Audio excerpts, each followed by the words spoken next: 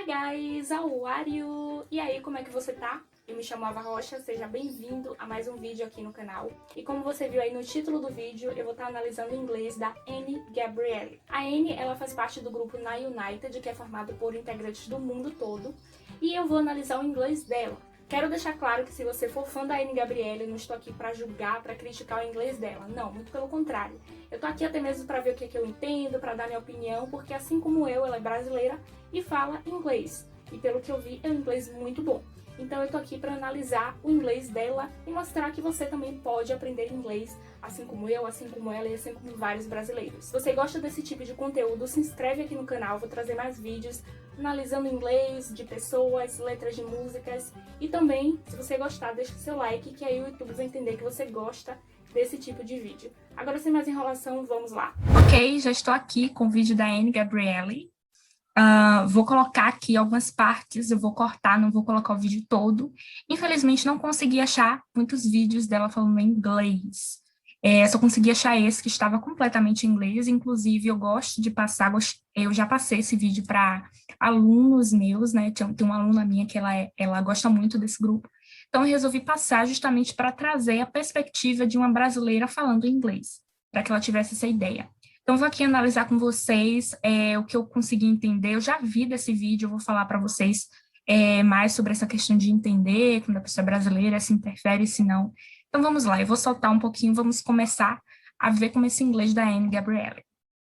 People ask me, like, what's wrong with you? You're always happy, you're always jumping, you're always sunshines and rainbows. But this is who I am, you know? Why to be sad? Algo que eu já achei interessante é quando ela fala o you know, vou voltar aqui para vocês verem. Who I am, you know? Why to be sad? Então ela diz, this is who I am, you know. Esse you know é uma gíria, né? É como se fosse assim, sabe, só que em inglês. E americanos gostam muito de fazer esse you know. Então eles estão falando e aí eles estão explicando, oh, people ask me, why are you always being dance, you know? E aí eles falam esse you know. Então é muito interessante porque ela já internalizou, ela tem tanto contato com o idioma que ela já pegou essa questão das gírias, dos trejeitos, né, de um nativo. Eu percebo que isso acontece comigo muitas vezes, principalmente quando eu aprendo uma gíria nova e eu ouço muito, eu acabo praticando para internalizar. Então, já fica aí uma dica para você soar como nativo. Claro que eu não estou aqui incentivando você a parecer de fato que você é nativo, mas se você queira soar, você queira melhorar o seu inglês, cuidado para saber quando é que vai usar, porque aí no vídeo é um contexto informal, então ela fala esse you know, porque é aquela coisa mais informal, etc. Se você for fazer um exame para passar no intercâmbio, algo assim, alguma prova, entrevista em inglês, evite usar essas gírias, pelo amor de Deus, please. This guy, and turned out that he wasn't that great. He was doing some illegal stuff, and my dad found out about it. He told. Outra coisa interessante é como ela consegue fazer os chunks da língua. Por exemplo, ela fala, my dad found out about it. Found about it. Então, esse about it, que é o about it, sobre isso. Então, ela está falando que a mãe dela se envolveu com uma pessoa, e aí o pai descobriu essa situação. Então, ela fala about it. Então, é muito interessante quando você já tem a questão da fluência, porque você consegue falar de um jeito sem precisar estar parando muito. Você fala de um jeito mais natural. Então, ao invés de falar about it, ela fala about it. Então, é algo muito interessante também. Everything that was going on to the authorities, and even though my mom was doing nothing wrong, the authorities took me away from her. Algo muito interessante também é o som do TH. Observe como ela fala, ó. My mom was doing nothing wrong. Nothing wrong. Então, ela não fala nothing. Não é que esteja errado falar nothing, tá? Dependendo do sotaque, talvez você ouça alguém falando assim, né? Pelo costume.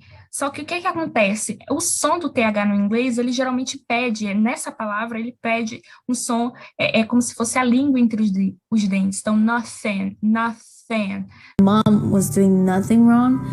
The authorities took me away from her. I got closer to her again, and then I found out that my mom was really good. And when I moved back with my mom, how she was without money, we have to live in a tiny room. And we lived in a room without a bathroom, with no money. A palavra live, né, ela fala, né, a gente morou. We lived in a room without a bathroom. Então, esse lived, ela passa para o passado. E quando a gente começa a aprender os verbos no passado, verbos regulares, como o verbo to live, que no passado fica lived, ele tem esse ed. Então, a gente já aprende no inglês que a estrutura do verbo no passado, lived, quando ele é regular, ele ganha um ed, ou d, se ele terminar em e. Do verbo to live, ele ganha o d. Mas ao invés de falar lived, ela falou com um som do d bem suave, que é justamente o que a palavra pede.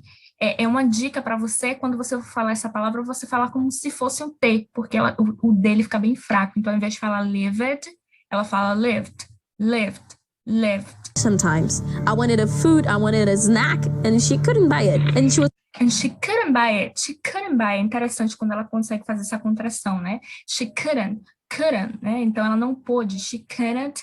Então, ela fala esse som da contração bem claro, né? Dá pra entender. family go up again, and now I bought this house, and we have 3 bathrooms. Então, interessante que na palavra bathroom, ela também joga ali o som do TH. Então, ao invés de falar bathroom, ela fala 3 bathrooms.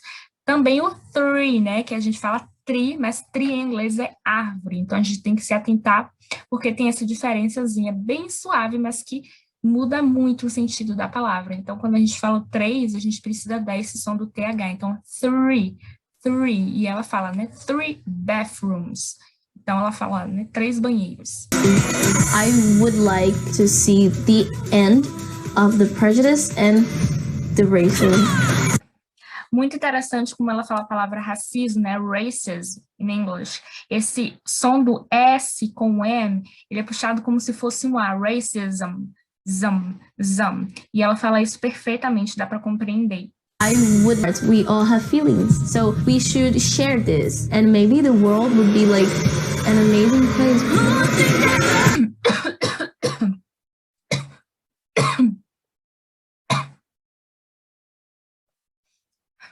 Gente, eu ouvi falar, me engasguei aqui, misericórdia.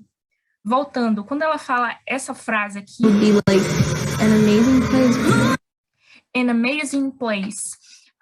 Algo que eu sempre lembro para os meus alunos, né, quando a gente vai falar alguma palavra que começa com vogal, com vowel, ou que tem um som de vogal, e a gente vai falar o artigo a ou an no inglês, né, a gente precisa lembrar que é o an, porque a gente vai falar uma palavra com vogal.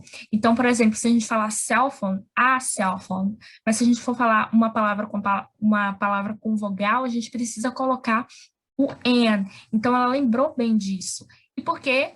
Porque ela tem o costume de praticar o inglês. Ela tem o costume de praticar o inglês, ela tem o costume de falar inglês. Eu já pude ver vídeos dela incentivando a ter o contato com a língua inglesa, como ela aprendeu inglês. Inclusive, vou estar deixando aqui, vou ver se eu consigo deixar nos cards esse vídeo dela em que ela está falando inglês, e vou deixar também o vídeo dela, esse vídeo original aí completo para vocês assistirem e até verem se vocês conseguem compreender.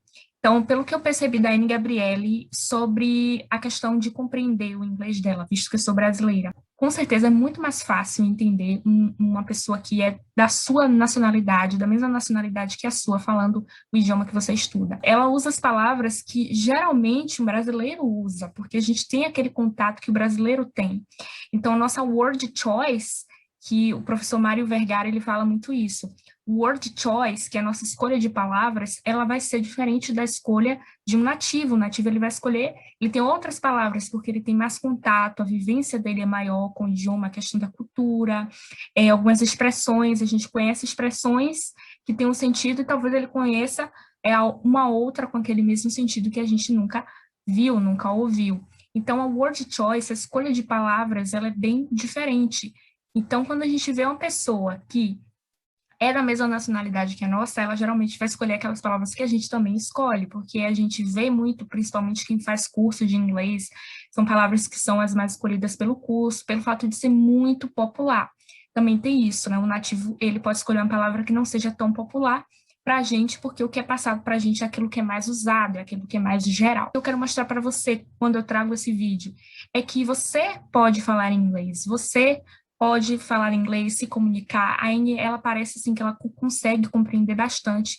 E eu tenho certeza que ela já passou e passa por alguns perrengues, assim, digamos, não entender uma coisa ou outra, mas com certeza ela consegue se virar. Primeiro porque ela já tem uma boa quantidade de vocabulário, ela já consegue entender muita coisa, e pelo fato dela estar no contato, ela consegue destravar melhor. Eu percebo isso depois que eu dou várias aulas seguidas, eu simplesmente quero falar inglês, ou quando eu termino a aula do meu curso, né, que eu termino de ter aula, me dá vontade de sair falando inglês disparada e tal, por causa do contato.